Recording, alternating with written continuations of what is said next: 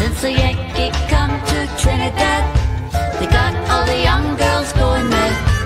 Young girls say they treat them nice, make Trinidad like paradise. Drink a rum and Coca-Cola, go down Point Cumana, both mother and daughter, working for the Yankee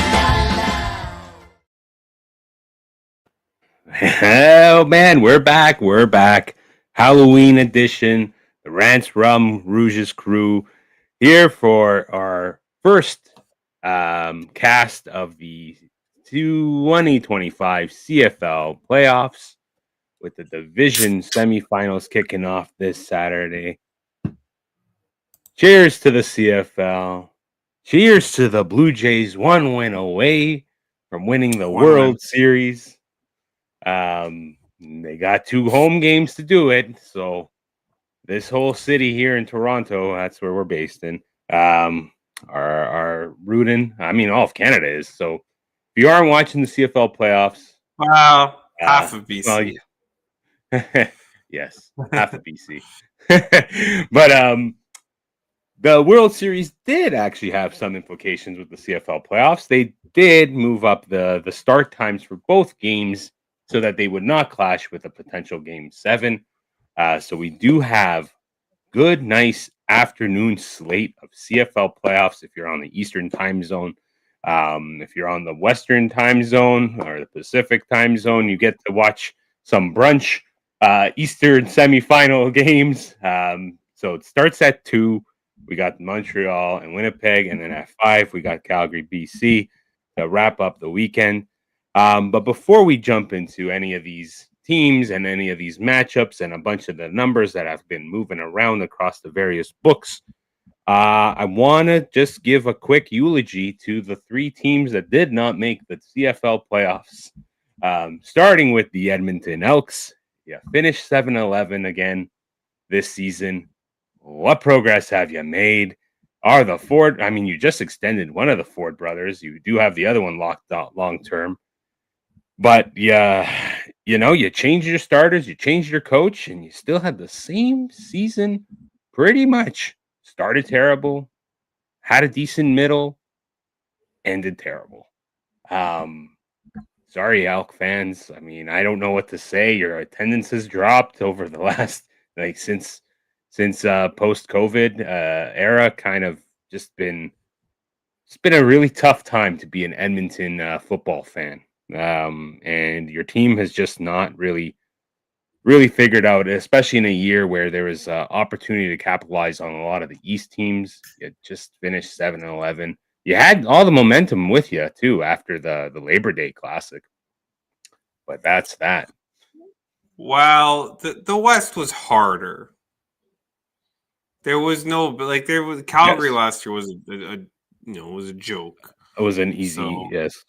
Yeah, so not that the was case the this year. so I feel like this 7-11 was a little bit tougher than last year's because the 2 worst teams in the league were Ottawa and Toronto, and they should have beat Toronto the second time, and that was the end of the season basically right there.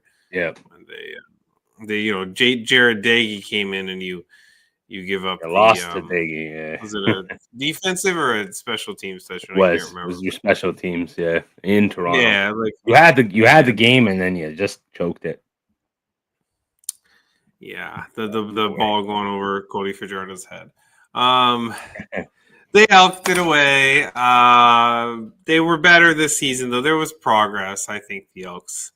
There was definitely progress. Now I don't know, you have a problem now. Cody Fajardo's not getting any younger, and Trey Ford is probably going to get traded, or I don't know what or get cut. He ain't getting traded. His brother just signed an extension. They ain't getting rid of his. Yeah, they might. Maybe they trade them both as the package. The Ford brothers. Could happen. I mean, there would be some teams looking for some depth, but I mean, this year was supposed to be the year, and then Fajardo came, and Fajardo was better. And he's arguably gonna start next season. Based on their postseason commentary, it sounded essentially like this was Mark and Cody's team. That's what it sounded like. Not gonna sugarcoat it. I think that's what's gonna happen next season too. And they got to go get one of these. Like they lost 4 or 5 wide receivers. They got to get somebody. But Yeah. it's Yeah, and their there. I mean, defense the was hurt Dunbar, too. yeah, Yeah. the Dunbar Jr. injury pretty much ended their season. They just didn't. Keon Julian Grant is not a wide receiver one. Justin Rankin was the whole offense after that, and he's very good, but Yeah. He got he's not. snubbed. Didn't get any nominations. Yeah, He did not get for any a while. nominations, I guess. Yeah, he's the best running back in the league, and Brady Oliveira and who else? Yeah, James Butler had a good season, but I mean his offensive line played out of their mind. Yeah. Rankin's running behind the Elks offense. That's okay. I mean, Rankin was the whole offense, the MVP of the team. He was everything. The second half, it was just that, man. Let's So- eulogize the two East teams real quick too, because obviously the Argos, you can't even fault them. They played, they had Arbuckle all season. Arbuckle played all right. I can't argue that he played really well. Well, yeah, but the offensive line came out like looking like a turnstile. So many You times. couldn't block anybody for like 5 weeks. These guys getting paid hundreds of thousands of dollars, and you couldn't block anybody. Stuff. There was probably, I recall throughout the season, about 3-4 outbursts from Dinwiddie in the post games. I think very, very fondly of the game where you were up 4 scores on the Ottawa Red Blacks and you lose the game. Like that happened. Like just too many spots, and frankly, put the Argos finished where they should have finished. And then the Red Blacks, hey man, Bob Dice, thank you. Bob Dice is gone. But he's gone. His time is done, so it's going to be a new era come next season. Another franchise that continues to have 2-3 winning seasons since their return to the CFL in 2014. Again, I can't imagine a fan base that's just consistently year after year expecting, the talent's there, the roster's there, but just bad run of injuries this season. I think losing Damon Webb was probably their biggest fault in the offseason. That completely transformed this Ottawa team. He was no good last year, but yeah, he was better than whatever else they had. Yeah, well, that's the thing, right? And so, sure enough, when you have to rely on Crum, but I'll say this: the last 2 games when they were playing this Adams kid, he could be a little bright spot, but I don't know if he'll legitimately change that whole team. It's still Brown or nothing, to be fair. Well, I don't know who the quarterback's going to be next year. Who knows? Could be Crum, could be Brown, could be Adams, could be anybody. Trey Ford, who knows? The Trey Ford in the Capitol, that'd be kind of cool. I don't know. Honestly, I think Trey Ford under anything but the West would probably dominate or have a decent time. Yeah, I don't know. We'll see. Kind of system guy, right? The Ticats and the Alouettes have pretty good pass rush, but the Red Blacks are a dumpster fire right now. They had one good season. They had a win total of 10. I didn't bet it. I didn't bet the over. The future stunk, by the way. The Alouettes undercashed because Davis Alexander got hurt. That was the one saving grace. The man is 7-0. Yeah. The Elks couldn't get one more win. The Lions ended up securing 2 extra. Yeah, they had 11. They came out. It looked great early, and then they came on strong in the middle there. And then the Ticats had a terrible Labor Day game where they would have swept 2. And so a couple of little things there. Ticats winning against the Argos series, but of course, the Ticats' future is still alive. I have the Bombers' future, and I have the Rough Riders. Rough Riders future. So 3 of the 6 in pocket. I think plus I think the Rough Riders pays out the least. But that's still covers the other 7 plus 700 when we bet it. So everything's bad. I didn't have much. The only thing I don't have Montreal, I don't have Calgary, I don't have BC, and I was I thought about adding some BC.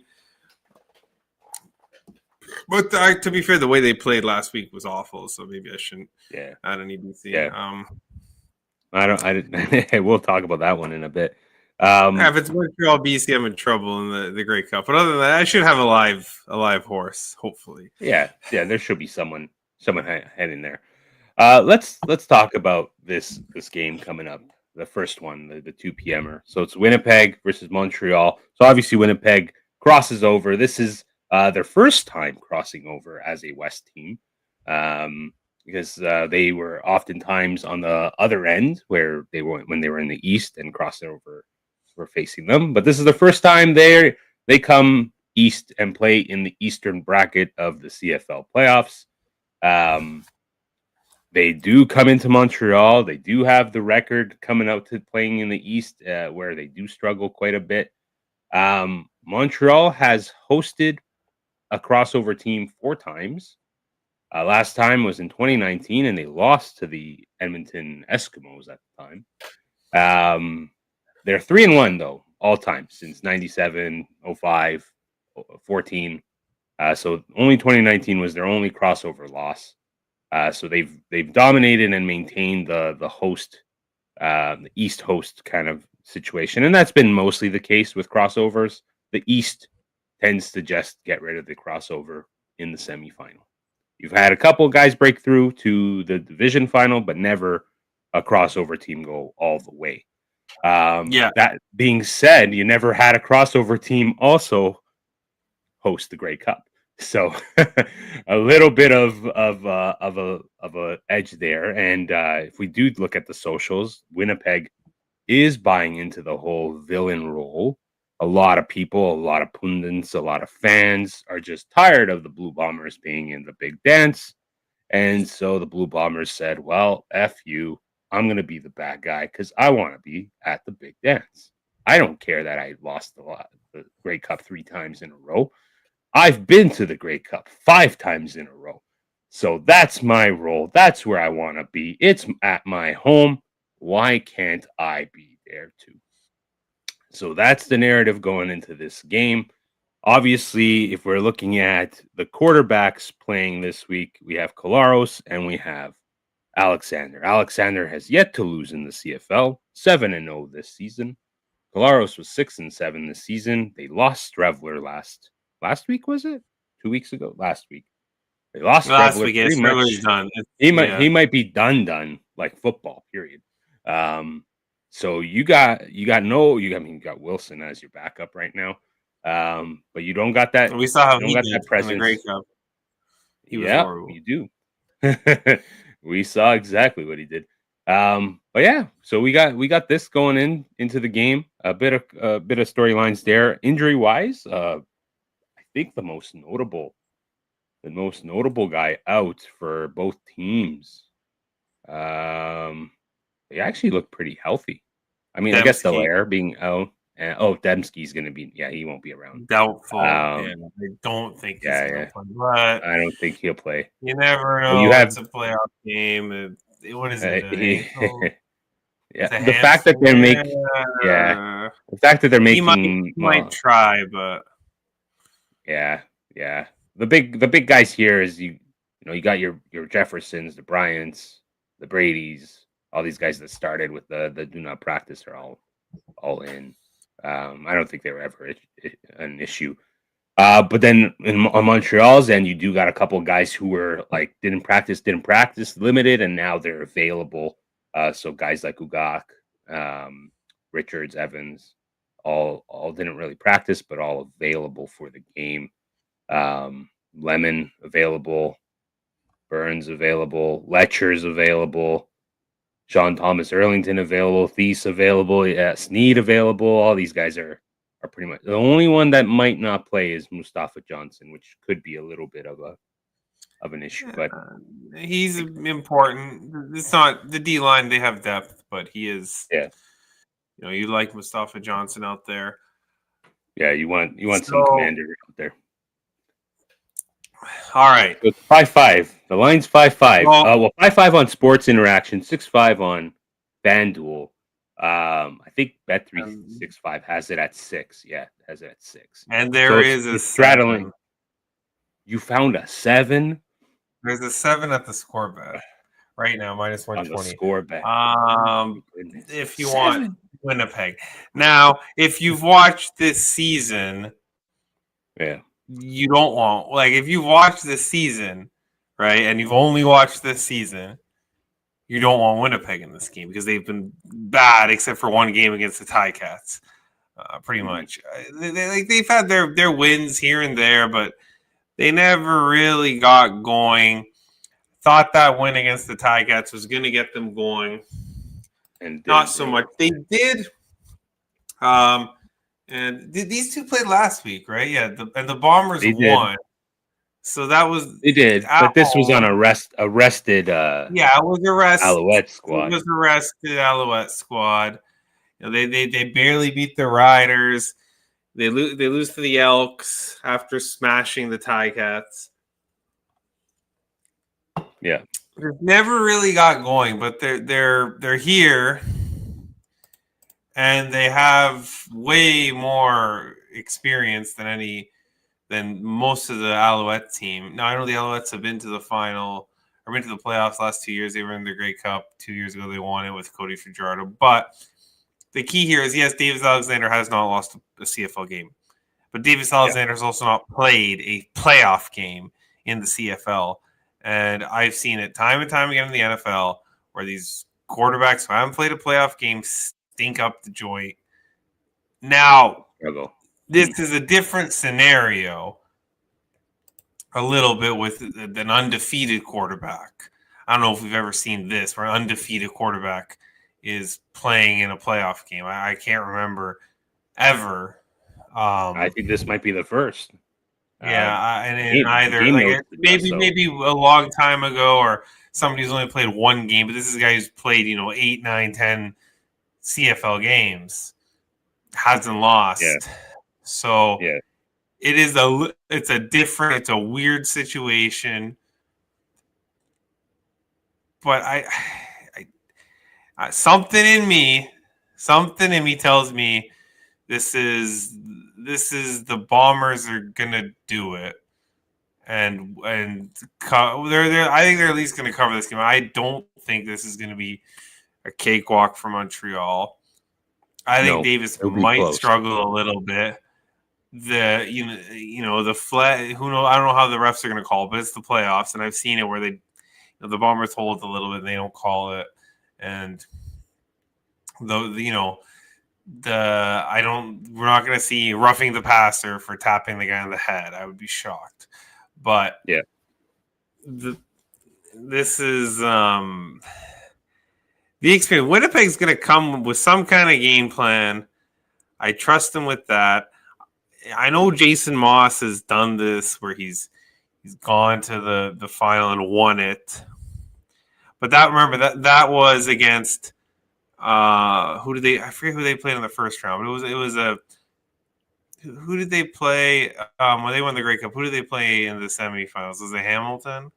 I think it was a bad Ticats team. The Alouettes? Yeah, when they were coming out hot like 2 years ago. Yeah. It was Ticats, and then they beat Toronto. So it was a really bad Ticats team. I think they were like 7-10. Like, it wasn't a good team. It wasn't anything special. Yeah. And then they went to play Toronto, who hadn't played a real football game in like 6 weeks and were rusty. And then they win the Grey Cup in Hamilton. Kudos to them. It was a great game. It went down to the wire. Took them 4 quarters to get there, but they did it. Them. Yeah, but that team got hot at the right time. Could Winnipeg do it? I don't know. Like, this team's old, but they're outside of Dembski, everybody's fairly, and Estrella, everyone's fairly healthy. Winnipeg's going to be in this game. I don't think this is a smash spot here. If this was Edmonton or this was anyone Edmonton in the West, it's different. This was Toronto or Ottawa. Like, it's a Montreal mops the floor with them. Yeah. Even Calgary, I could see it. But it's not. It's a veteran team who's done this before. Jefferson's going to be all over the place. Brady Oliveira is going to be running hard. They're going to call I don't know if they have any good offensive plays, but we saw what happened when they played Hamilton and they needed to win. That was a horrible, horrible spot for Hamilton. Yeah. This is the playoff game. but they find So, ways to win this Winnipeg team. So I'm taking the sevens there. I'm gonna bet it. I would take it up to 6, 5.5. I don't know, but I mean, this Montreal money doesn't make any sense. I think 5.5 is probably the right. 4.5, 5.5 is probably the right number. Montreal should be favored by. Definitely, they should be favored. They're the better team. But you have a rookie quarterback making his first playoff start against a pretty good defensive team, pretty good defensive line. I know he has weapons, the great wide receivers, this, that, and the other, but he's a rookie. They had it last season. They had it last season too, and they lost. But he's a rookie, and I think he's been great. But if Winnipeg strip sacks him or something weird happens early, we'll see how tough he is, because this is a different game. I know he's undefeated. He's at home. All this great stuff with Davis Alexander. We've seen what they do without Davis Alexander. It's not very good. Not good. And the run game is mediocre. Like, they run a little bit here and there. They've got, but Stevie's got the third. Tice, Sean Thomas. I know running backs don't matter too much. Well, sometimes they impact a little bit of a threat. I'll say this. I'll jump on the Bombers bandwagon a bit here, because I do think experience in the CFL plays a big role, especially when it comes in the playoffs. Especially cocky teams in the last few years. If you think about it, you had 16-2 Argos went and had a cocky game against the Alouettes, got their ass kicked. You had the Alouettes last season, cocky team, also best team in the league, ended up flubbing it to Kelly and then Arbuckle at the end. So yeah, it happens. It happens here. But if I think of, I'm the stats guy, so if I think of the stats themselves outside of the Grey Cup, Colaros is 7-1 in the playoffs. This season, Winnipeg allowed for the least amount of TDs, only 34 this whole season. So they had the stingiest defense out of every team, despite they were still a 10-7 but like, I know they can't really score as they had in the past, and Dembski's a big part of their offense, and missing him might hurt. But Brady has also rushed 100+ yards the last 3 playoff games he's played in. This feels like it's going to be Winnipeg's kind of game, and they're going to be in it to the end. I think it sets it for him. Yeah, they kind of like fit it. Yeah.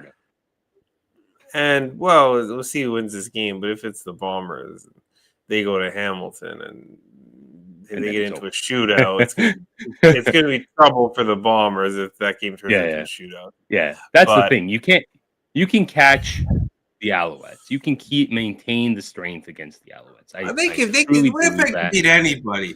Let's be real. This team has been to the Grey Cup 5 straight times.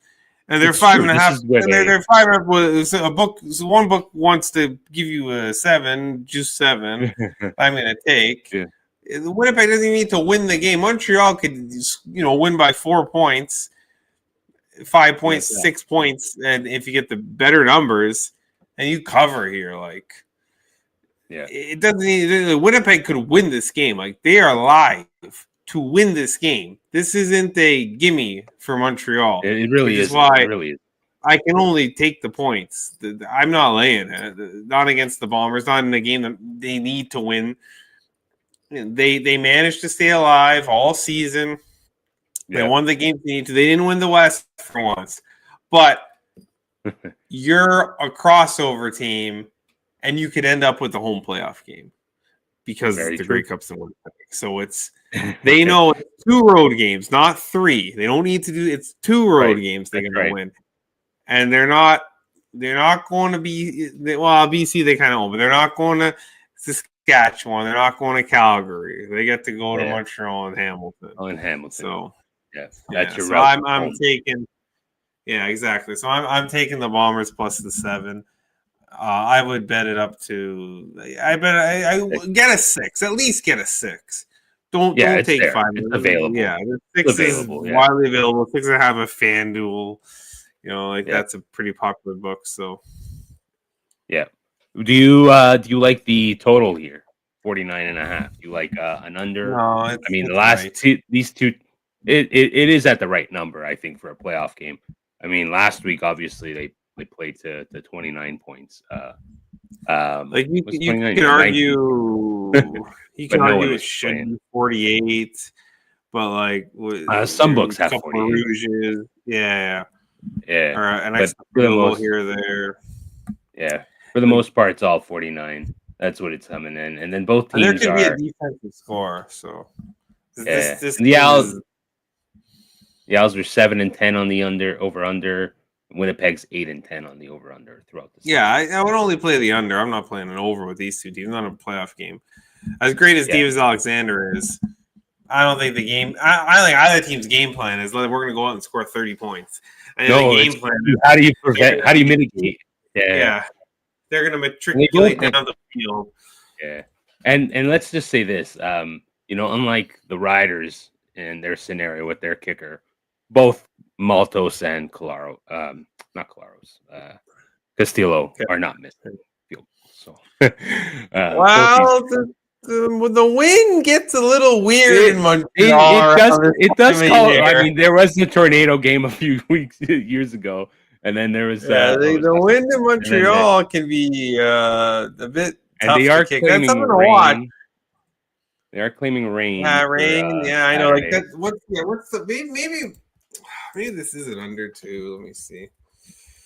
Saturday, cloudy 3 degrees. No, 9. It'll be 9 because it'll be in the middle of the day. Yeah, 15 miles an might hour rain. wind. Yeah, no, it's Yeah. gonna be beautiful. A little bit of wind. Yeah, mix of sun and clouds. Cloudy 6. There's probably a pregame show for this, right? Probably. Yeah. Yeah. So if you watch the pregame show, if it's like swirling winds, that's an under, especially with a rookie. I know he's not a rookie, but he's a playoff rookie. He's never played a playoff game. This is a different animal. Yeah, he hasn't played this. Yeah. This He hasn't played is. this style. I know they hit hard in the regular season, but they're going to hit a little bit harder on Saturday. So. Yeah. That's right, because it's do or die. And like I said, they are gonna. Winnipeg is embracing this villain role. They are not going to take it easy with you. They are going to hit you hard. And Montreal has to respond. And to be honest, the pressure is on the Alouettes, not on the Bombers. Bombers have been to the Grey Cup 5 times. I don't know. The Bombers are running a five year Grey Cup streak. So, but Montreal is like Davis Alexander hasn't lost, and when the team has been healthy, they've been fully healthy. They've been unreal. So but you are facing the 5-time Grey Cup competitor, so it's I don't know if the pressure is on either of them more than the other. So kind of even out. Okay, so we're gonna go with the spread here because I think that's a gimme. Obviously, look for your books. I don't know. Nothing's a gimme. Montreal can come whoop these boys. But I'm willing. Listen, if I had to put like percentages on this, I'm taking the points. This feels like it comes down to the last 3 minutes. Yeah, one drive, right? Yeah, one drive that could be a field goal, and that's how you win it. Yeah, and that's it, right? It will be. Yeah. I'll lay 20 cents to get a touchdown. I'm not. Yeah, that's no problem. I'll take the 7. That's it. Take the 7. It's still there. I think it. I would not be surprised if these numbers continue to go up. Well, the Montreal money's coming. You can wait, but the fact that there's a 7 there, I'll grab it now. If I want to add more, I think it finished. I think it closes at 6.5. I think Sports Interaction has been a little slow getting there, but FanDuel is your big indicator. And if it's at 6.5, it started 4.5, and it's jumped 2. So, and like the only news you had is Dempsey out. That's all you've had. Yeah, but you have to remember if the Jays end up winning Friday night, and the Jays are the underdogs Friday night, there might be some money line parlays on these favorites here. Oh, you think so? Yeah, it could be. Well, because people are gonna go bet on the Jays Friday night, right? They're gonna bet Jays money line. If the Jays win, I have money in my account, and they're gonna. It's the CFL playoffs. I have 2 big favorites. Let's parlay them together. Doesn't Boom, take boom. much. Yeah. Yeah, exactly. So That's true. and don't do that. I feel there will be an upset this weekend. There will be one. There might be always two, is. but I think there's going to be one for sure. Ooh, might be two. I know where we're going. Yeah. Well, Um, I'm not laying points this week. In my opinion, there's 6 good teams in the playoffs, and they are. Yeah, I agree. yeah, Let's talk about this one then, because let's not sugarcoat it. BC were one drive away from being the crossover team last week. One drive away. They got called back. Montreal. Got called back by the refs. And I'm very happy they're not the crossover team because I didn't want to. As a Ticats fan, I did not want to see them till the Grey Cup. You didn't want to. You only want to see Hamilton 3. It'd be a wonderful game. It'd be a fantastic all offense game, but BC's better at offense than anybody else right now. So right, yes, and I did do a stat this week that over the last 9 seasons, I can even go all the way to 2000. This Lions offense has had the most yards per game. But their defense looked really sus last week against a bunch of, what was it, 3 minutes, 4 minutes of starters from Rough Riders, and then the rest was kind of your backups, and your offense had to still bail you out, and you had the refs have to save you.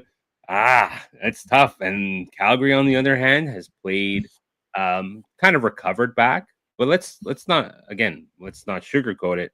Calgary won only 11 games over the last 2 seasons. They won 11 games this season. So whatever Dave has figured out and adjusted, I mean, I get it. He's GM, he's head coach, he's everything. The Stampeders need him to be whatever, janitor. He'll be everything on that organization. But he got this team to get to 11 wins. A lot of it was on Vernon Adams' hands early on in the season. He's kind of come back a bit the last few games.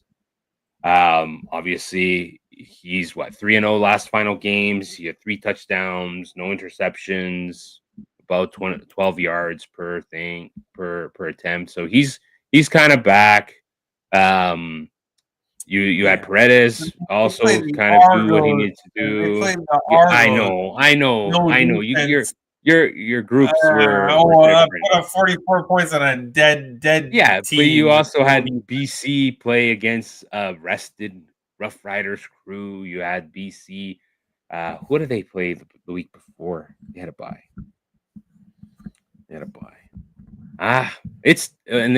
BC beat. They played the Elks. They beat the Elks. They both played the Elks, and they both ended the Elks season. They combined. They made sure the Elks were not the end of the Elk season, but yeah. But you do have, obviously, BC has, since 2013, BC has won every home game in the playoffs that they've hosted. So that is why they were desperate to have this home game. Because if they were going to Calgary, they probably lose. Because they've been 0-5 on the road in the playoffs since 2013. So 2013 was, I believe, the last time they won they won the Grey Cup, I think, in 2011, the last time. Or around there. No, 2013, I think, was the Rough Riders. But BC at home, 3-0. Away, 0-5. Obviously, a lot of those aways have been to Winnipeg, where they've lost. But BC does not play well on the road, as evident this season. Also, the road has been tough for them. At home is where they want to go. They bring the Stampeders here with a +5 right now. I think that's the average across the books. What do we got? We got 4.5s, we got 5.5s, 5, and a couple of more 5s. Okay. So we got that going into it. And then injury-wise, we have a couple of guys returning to the Stamps. Most notably, Moncrief will be available. Maldini is back. Obviously, Webb is still out. He might play the next game if he makes it. Philpott's good. Who else is good here? Big Hill is good. He's ready to go. Don't have Antwi. That's fine. I think you'll figure out your national piece there. Mills is good, so you got Mills going up, and Mills finished the season with the most rushing yards actually, so he passed Butler. And then on BC's side, you got Butler questionable. Probably he's going to play. It's his ankle though that hurts, which is kind of not the greatest. And then everyone else is pretty much ready. Oh, McInnes has also been questionable, also ankle. So arguably your rusher and your first, second, I guess he'd be second. Hatcher would be your receiver number one. But that's where we're at here. But they come to play at BC in the afternoon on Saturday before any other exciting games potentially. So, what's your thoughts on this one?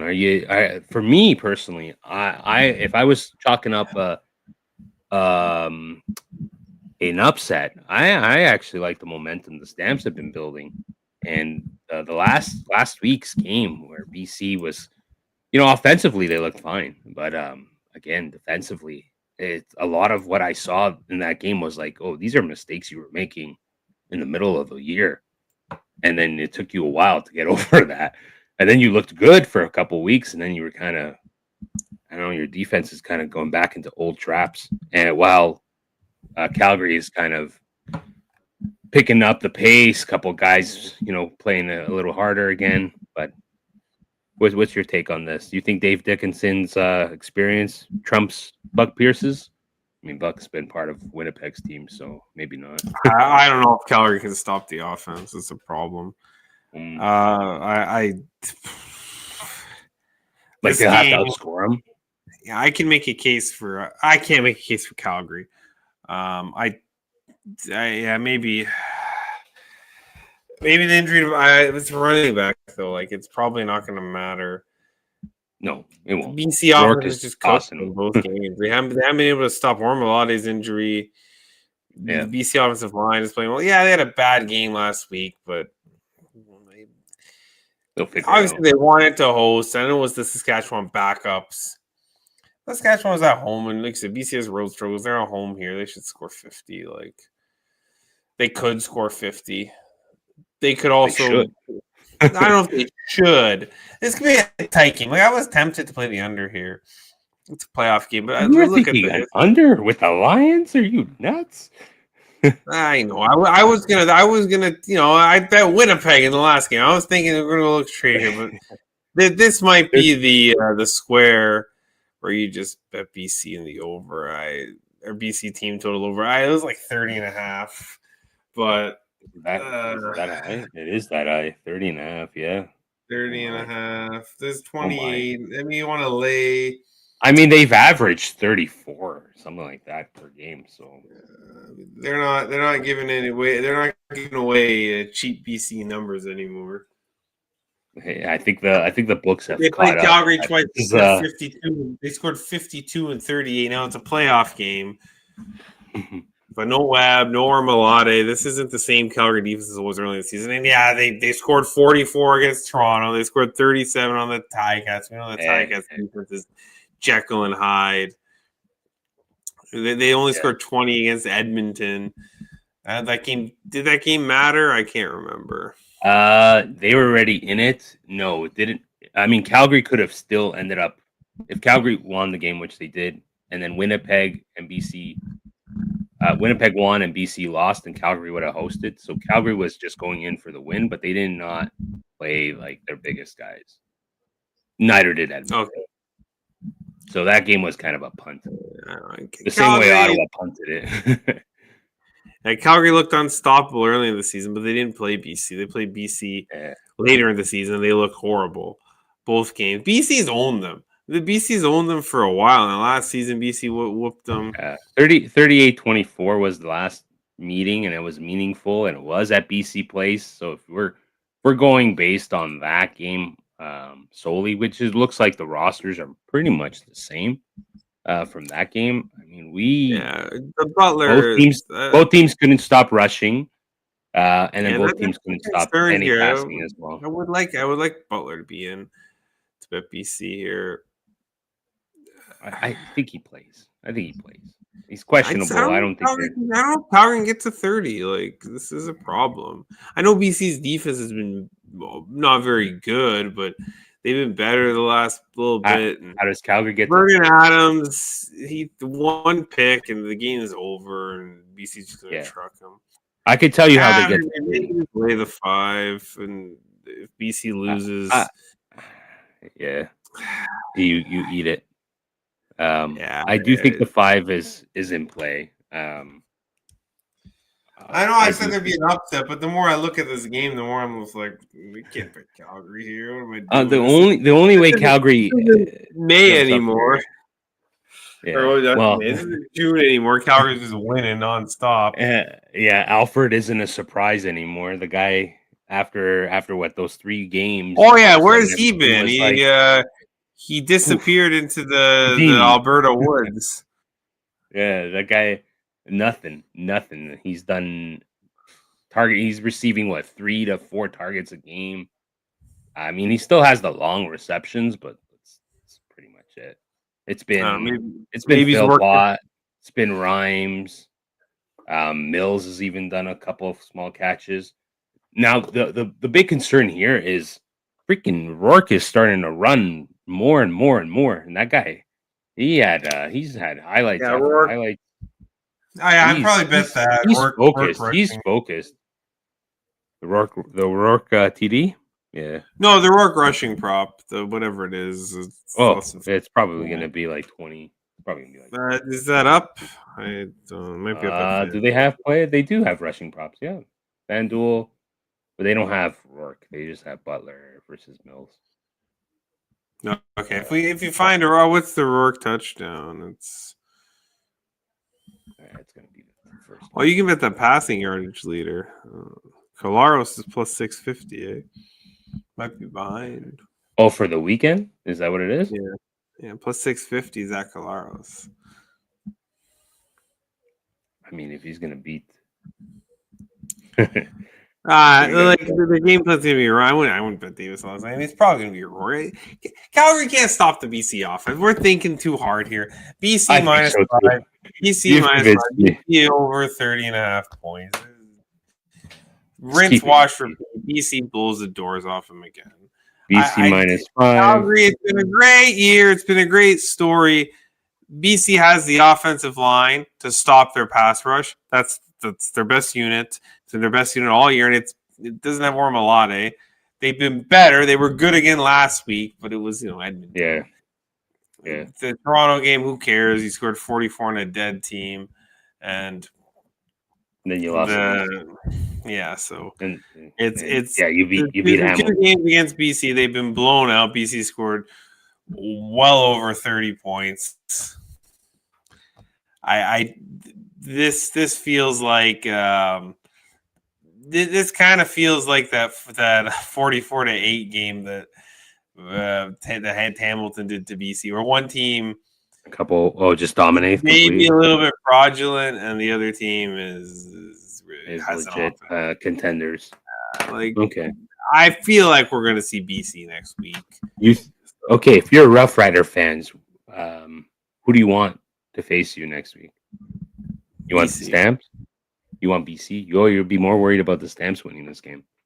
The Stamps have beat them 3. The Stamps beat them 3 times. The Stamps have won almost all their trips to Regina in the last 2 years, and the Stamps play the Riders. The Riders can out physical BC.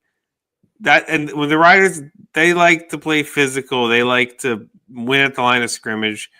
Now BC's got a good offensive line. Their defensive line isn't good, so they're going to win at that line of scrimmage, right? And the defensive line of Saskatchewan is very good, so maybe they can do a little bit of damage against BC, or at least stop maybe the run, or close off some of these deeper drops. They can work something out there. The Stamps play a physical style, and all 3 games that the Stamps played, the Rough Riders, they out physical them, and Saskatchewan, they did. That's their whole game. So, and they play very similar style. Yeah, and they play that zone defense that can work against high octane offense at the Lions because it forces you to think and dunk your way down the field. Whereas Vernon Adams will pick you apart.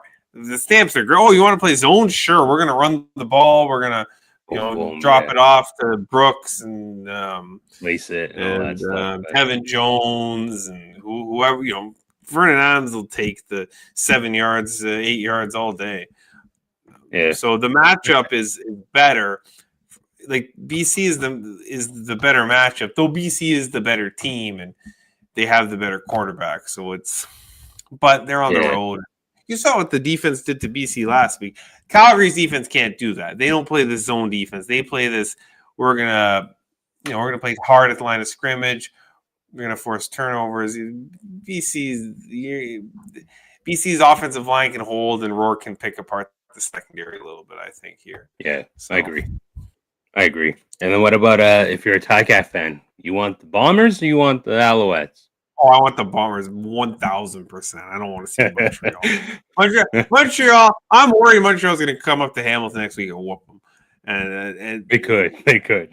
I know we beat them twice, but neither of them. Dave Alexander wasn't there for any of them. Yeah. And he might haven't seen him. Yeah. I think Montreal's a better team. And we got a bone to pick with Winnipeg. We got to knock these guys out. Yeah. I do think if Winnipeg rolled into Hamilton, there is enough aminosity and remembrance of these Ticat fan base and Ticat players that just adopt this fan base mentality that they would just take it to another level. And Winnipeg blew them out this season. Remember, blew the Ticats. Yeah. Winnipeg blew the Ticats. I hope Winnipeg goes into Montreal and blows them out, and I get some ridiculous cheap number on the Ticats because I want that spot. I want Winnipeg coming to Hamilton. I know Hamilton. That might be the biggest bet of the season if Winnipeg wins. It will come. Because the money will be on the Bombers. So quick. Also, the Winnipeg Montreal game, you're getting almost seven points out of book and almost 7 points in other books, and with a total of 49.5, where you're expecting a little bit lower and slower football. And in this game, you're expecting points galore.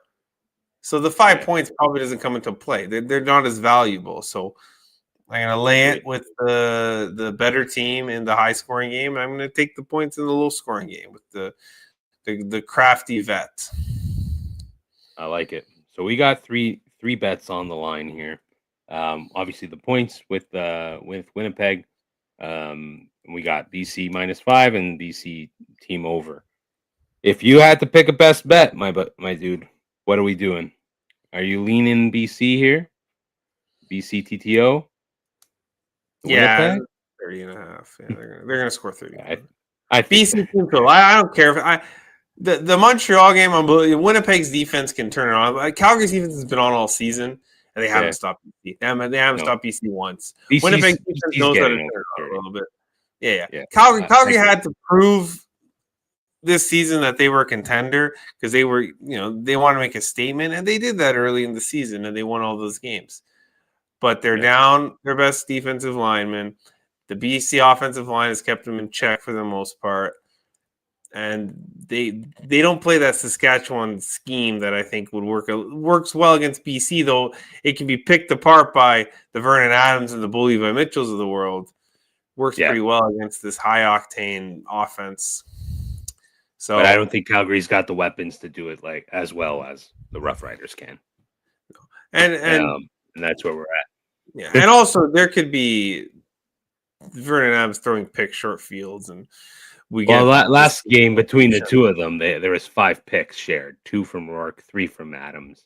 The last game they had. Yeah, this feels. Ball's gonna be flying and it's gonna be caught. I don't want to play the over because there is a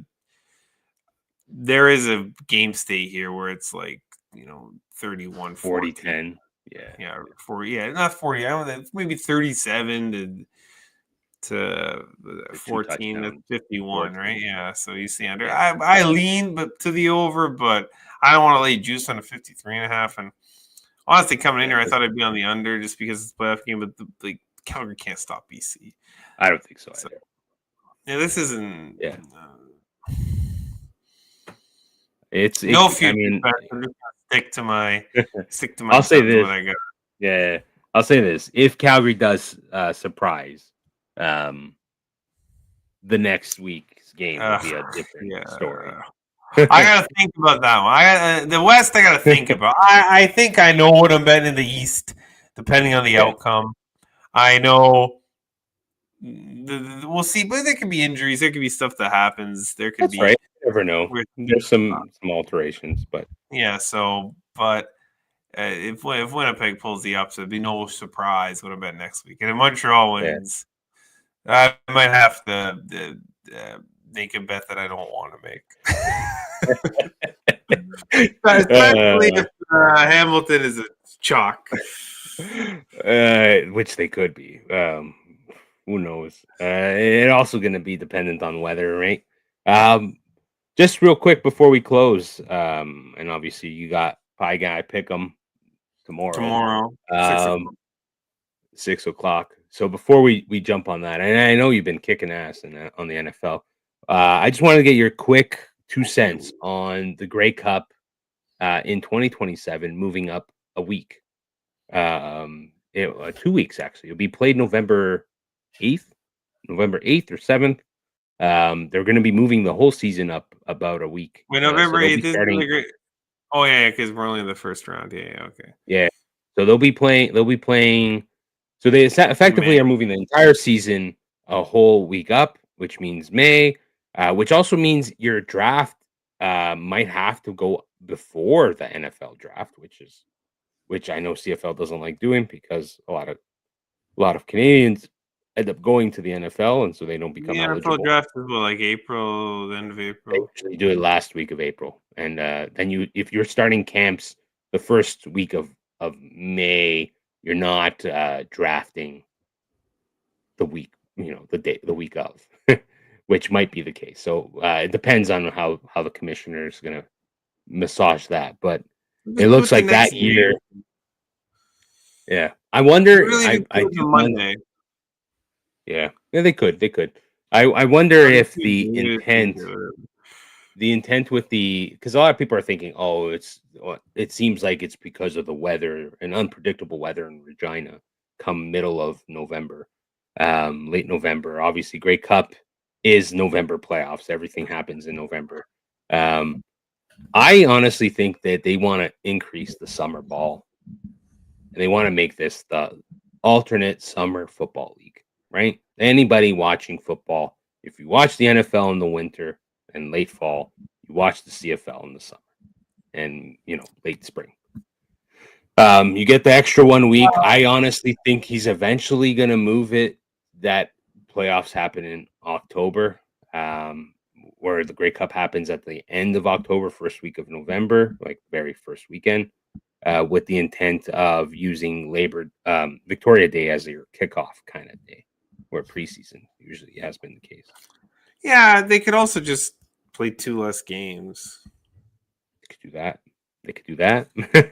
They do play a lot of games, so way more than the NFL does. So it's been a couple of seasons. They're like the last 2 weeks don't really matter.